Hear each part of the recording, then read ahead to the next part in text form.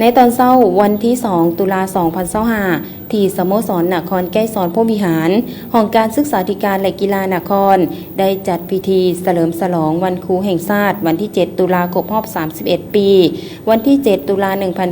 1994 หาวันที่ 7 ตุลา 2025โดยมีกิจกรรมฟ้อนประกอบเสียงเพลงจากน้องน้อยนักเรียนอนุชนเยาวชนโรงเรียนประถมอุดมวิไลประถมสว่างรักษาม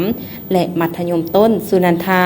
เข้าร่วมในพิธีมีทานคำผุยศรีบุญเฮืองกรรมการประจำพรรคแขวงเลขาคณะบริหารงานพรรคนครแก้วสอนพรหมวิหารท่านปริญญาเอกสุขสมพรอโนไทยหัวหน้าแผนกศึกษาธิการและกีฬาแขวงมีการนำนครคณะห้องการศึกษาธิการและกีฬานครพนักงานบำนาญปฏิวัติอาวุโสภาคส่วนธุรกิจคณะอำนวยการครูอาจารย์และต่างหน้าน้องนักเรียนภายในนครแก้วสอนพรหมวิหารเข้าร่วมท่านนางพรไซสนะวงไซหัวหน้าห้องการศึกษาธิการและกีฬานครแก้วสอนพรหมวิหารผ่านประวัติความเป็นมาของวันที่ 7 ตุลาวันครูแห่งชาติให้ฮู้โดยสังเขปว่าวันที่ 7 เดือนตุลารัฐบาลแห่งสาธารณรัฐประชาธิปไตยประชาชนลาวได้กำหนดและหับห้องเอาเป็นวันครูแห่งชาติลาวตามดำรัสของนายกรัฐมนตรีแห่งสาธารณรัฐประชาธิปไตยประชาชนลาวฉบับเลขที่89/นยลงวันที่28 เมษายน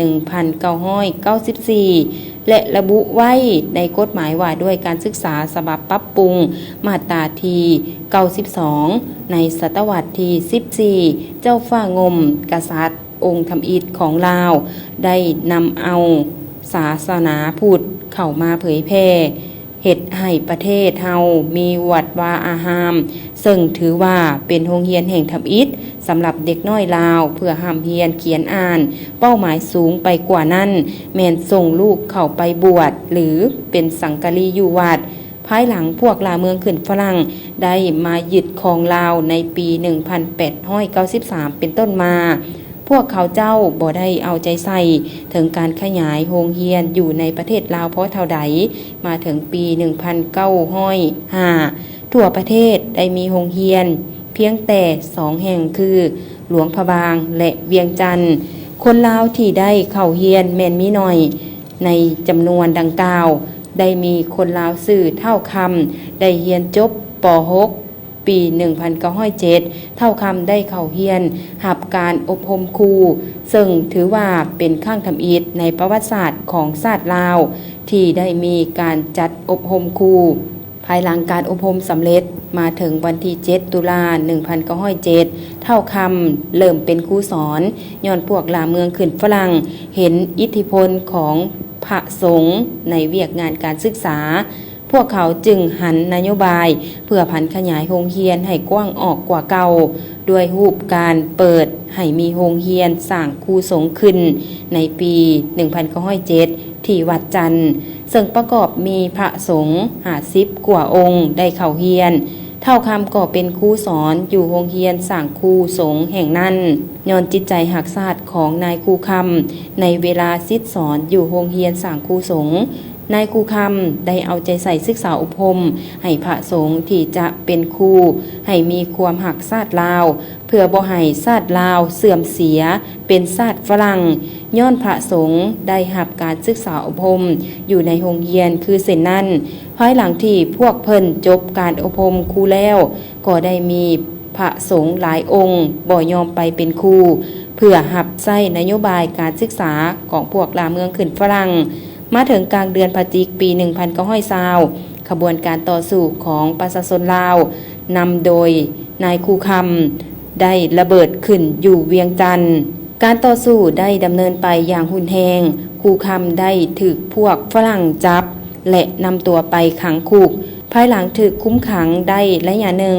นายครูคำได้ตนออกจากคุกแล้วข้ามแม่น้ำของไปอาศัยอยู่นำพี่น้องที่บางกอกประเทศไทยปี 1949 นายครูคำได้เจ็บป่วยและได้เสียชีวิตย้อนพญาติของเพิ่น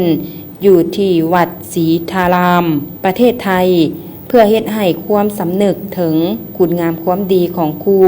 ในสังคมได้กลายเป็นพฤติกรรมในตัวจริง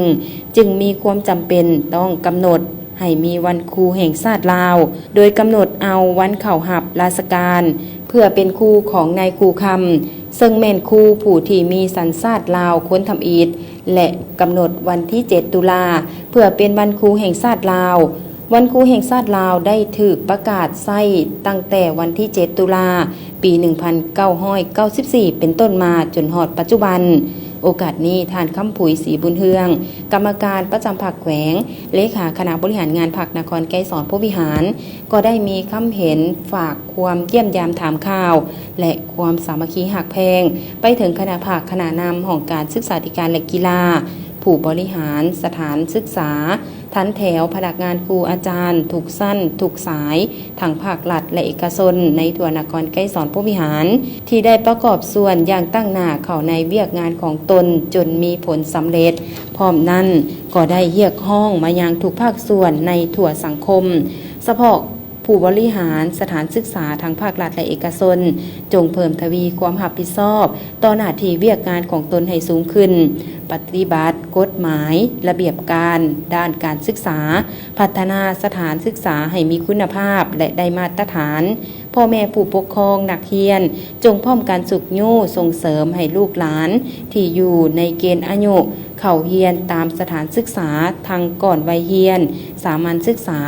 วิชาชีพและการศึกษาชั้นสูงและเอาใจใส่แนะนำลูกหลานในการศึกษาห่ำเฮียนเวลาอยู่เฮือนอบรมตักเตือนเขาเจ้า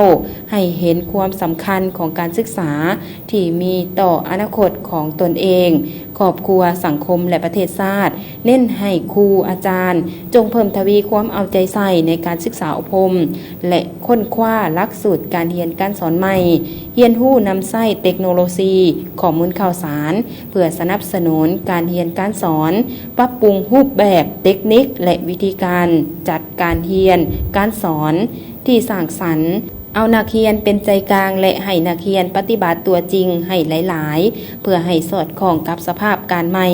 สามารถส่งความรู้ให้ผู้เรียนได้อย่างมีประสิทธิผลสูงขึ้นพร้อมนี้ก็ได้เพิ่มทวีความรับผิดชอบต่อหน้าที่เวียกงานของตนเป็นแม่พิมพ์ที่ดีของชาติด้วยความสัตย์ซื่อบริสุทธิ์และมีจรรยาบรรณจรรยธรรมในพิธีน้องนักเรียนจากโรงเรียนแห่งต่างๆที่เข้าร่วมก็ได้มีการอ่านสารอวยพรครูมอบช่อดอกไม้ให้คณะประธานและครูอาจารย์ที่เข้าร่วมทั้งหมดเพื่อแสดงความผู้บุญคุณจากใจจริงมีการมอบใบย่องยอของท่านเจ้าแขวงสวรรณเขตให้บุคคลที่ประกอบส่วนวัตถุและเงินเข้าในเวียกงานการศึกษาใบย่องยอหัวหน้าแผนกศึกษาธิการและกีฬาแขวงให้แก่บุคคลที่มีผลงานในการประกอบส่วนสติปัญญาเข้าในการปฏิบัติเวียกงานการชิดสอนของตนเองตลอดระยะ1 ปีผ่านมารวมมี427ท่านในนครไกรสอนผู้วิหารใบย่องยอสรรเสริญบุคคลกรมกองที่มีผลงานดีเด่นในการประกอบส่วนวัตถุเข้าในการจัดกิจกรรมวันเด็กน้อยสากลรวมมี12ภาคส่วนและใบสรรเสริญท่านเจ้านครไกรสอนผู้วิหารให้กรมกอง5ภาคส่วนในการประกอบส่วนวัตถุจิตใจเข้าในเวียกงานการศึกษาในปีที่ผ่านมามอบของขวัญให้พนักงานบำนาญปฏิวัติอาวุโส